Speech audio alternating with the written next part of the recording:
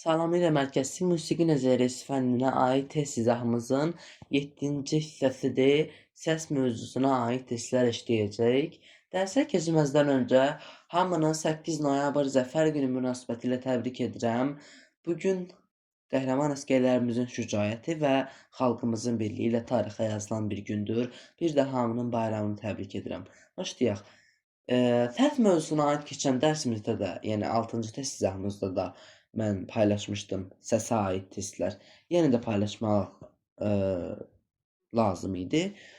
Çünki səs musiqidə əsas mövzulardan biridir. Nə qədər çox test işləsək, o qədər xeyirdir. Bir də bu testlərin hamısına uyğun kanalımda dərslər, yəni video izahlar, nəzəriyyə izahları paylaşılır. Girib kanalıma göz atıb yararlana bilərsiniz. Birinci tapşırıqla başlayaq hələ. Səsin yüksəkliyi nədən asılıdır? Səsin yüksəkliyi tezlikdən asılıdır.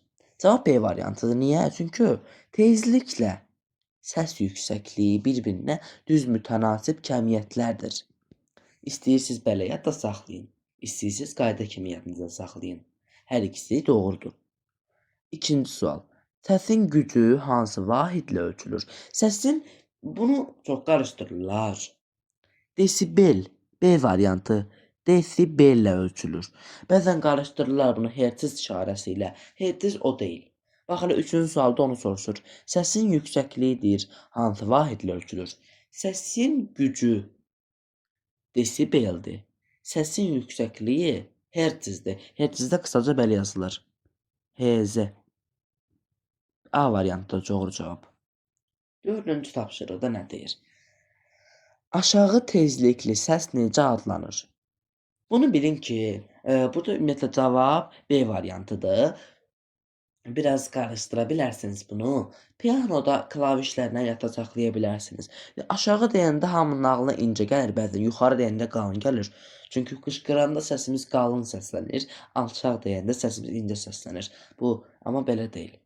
Aşağı tezlikli səs qalın və dərin səsdir. Tezlik bizim bildiyimiz deyil. Yəni ki, səsin qalın, incə olması tezlikdə bunun əksi olur. Tezlik deyirik. Bu da əsas rol oynayan cümlədə tezlik sözüdür. Deməli, pianodakı klavişlərlə yadda saxlaya bilərsiniz. Pianonun aşağısı subkontur oktava tərəfdir, yuxarısıdakı 4-cü, 5-ci oktava. Subkontur görsünüz bəmdir, qalındır. O birisi də ki zildir. Belə yazı saxlaya bilərsiniz. Cavab oldu B variantı. 5-ci tapşırıq. İnsanın eşitmə diapazonu təxminən neçə hertz arasındadır? Bunu dərslərdə deyirlər. Buna o qədər dərs keçməmişəm mən. Amma ki, bunu sadəcə musiqidə yox, başqa fənlərdə də öyrədirlər. A variantıdır cavab. Cavab A variantı. 20-dən 20.000 hertzə qədər. Hertz dediyim kimi Hz, yəni ki, Hz deməyin də hertz deyin o sözü görəndə, işarəni görəndə. 6-cı tapşırıq. Səsin gücü artdıqca səs qalınlaşır, incələşir, daha gür eşidilir və ya zəifləyir. Deməli, bu yenə də tezliklə əlaqəlidir. C variantı daha gür eşidilir. Səsin gücü artdıqca səs daha gür eşidilir. Təbii ki, yəni məntiqlə də fikirləşsək, səs artır, daha da gür olur da. Qalınlaşır demək o qədər doğru olmaz burada. Daha gür deyək, daha gür eşidilir. Doğru cavab, yəni C variantıdır. 7-ci tapşırıq. Hansı səsin tezliyi daha çoxdur? Təbii ki, yəni sözsüz ki, incə səsin. İncənin tezliyi çox olur. Tezlik azaldıqca səs qalınlaşır. Bayaq sual var idi ya 3-cü ya da 4-cü sual idi. Səsin deməli tezliyi nə qədər azdırsa qalın səsdir, nə qədər çoxdursa incə səsdir. Cavab C variantı. 8 səsin tembri nəyi fərqləndirir? Səsin tembri nəyi fərqləndirir? Yəni ki, bu başqa səslərdə də eyni notdur, tutaq ki, si notudur. Si notunu biz gitarada, skripkada çalırıq, pianoda çalırıq. Bunu fərqləndirəndir tembr, bunu öyrədir. Burada B variantı uyğun gəlir. Fərqli alətlərin eyni notları səsləndirməsinə. Qarışdırmayın ha bunu. Demirəm mən ki, pianoda fərqli oktavalarda notun səslənməsinə, məsələn, la notunu deyək ki, subkontrda çaldıq, Leonardo 4-cü oktavda çaldıq. Fərq yaranır, amma bu o deyil. İkisi də fortepianoda səslənir. Nə fərqi var? Fortepiano əvvəlidir, axırıdır. Burada başqa anlayışlardan, kəmiyyətlərdən istifadə olunur. Cavab B variantıdır. Fərqli alətlərdə eyni notların səslənməsi. Sual 9-da deyir ki, səs dalğasının amplitudası artarsa səs neynir? Amplitudası neynir? Amplituda azalarsa zəifləyir, çoxalarsa güclənir də, yəni qüvvətlənir. Bura B variantını deyə bilərik, güclənir. Deməli, bu amplitud elə azalanda səs də azalır, çoxalanda səs də çoxalır. Çox asan bir yadda qalan qaydadır bu. Yadda qalan dərsdir. B variantı oldu, güclənir. 10-cu sual. Aşağıdakı alətlərdən hansında səsin yüksəkliyi dəyişkəndir? Bunu mən belə bilmirəm, demişəm, deməmişəm. Pianoda, həm onsuz da mən nəzəriyyə fənnini piano üzərində keçirəm də sizə dərslərdə də. Fortepianoda belədir. Həlbuki B variantı. Belə. Deyir, aşağıdakı alətlərin hansında səsin yüksəkliyi dəyişkəndir? Baxın da indi davuldur, üçbucaqdır, qava, yəni ki, bir necə deyim, hər bassan eyni çıxır da. Davul məsələn, gücü nə qədər çoxaltsan o qədər dəyişəcək. Piano elə deyil axı. Pianonun səs yüksəkliyi dəyişkəndir. Səs düzümü tamamilə fərqlidir. Oktavlara bölünür çünki ona görə.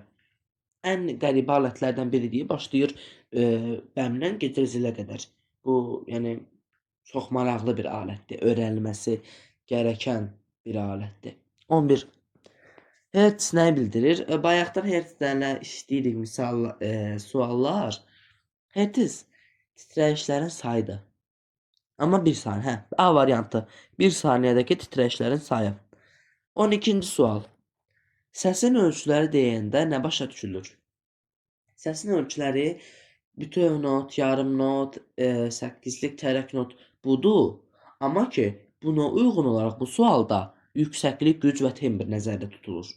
O da o bütöv yarım da yüksəklik, gücü və tembrin əmələ gətirdiyi notlardır. Onlardan asılıdır. Cavab A variantıdır.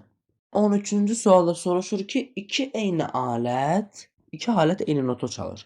Amma fərqli səslənir. Bu fərq nədən yaranır? Bu tembrdən asılıdır. Cavab B variantıdır. İzahını verək. Bəyəm, gitara ilə saz birdir, sazla piano birdir. Təbii ki, fərq yaranacaq. Fərq yaranmasaydı, onda bir dənə alət olardı. Musiqi aləti. Hələ onunla çalınardı hamısı. 14. Ki səsinin təxmini tezlik diapazonu. Deməli, kilərdə necədir ki səsi? Həm qalın olduğu üçün 80-400 Hz arası dəyişir. Cavabımız olacaq A variantı. 15-ci tapşırıqda deyir ki, səs dalğasının tezliyi azaldıqca səs, bayaqki sualdır. Necə demişdik? Artırsa o biri azalır. Azalırsa o biri artır. Azaldıqca səs qalınlaşar. A variantıdır bu doğru cavab. Artdıqca da səs incələşər. Yəni azaldıqca artır, artdıqca azalır. Bugünkü test izahımız bu qədər. Ümid edirəm testi bəyəndiniz, test izahını, video izahı bəyəndiniz. Əgər bəyəndinizsə kanalıma abunə olmağı, videoya like atmağı və bildirişləri açıq saxlamağı unutmayın. Hələlik.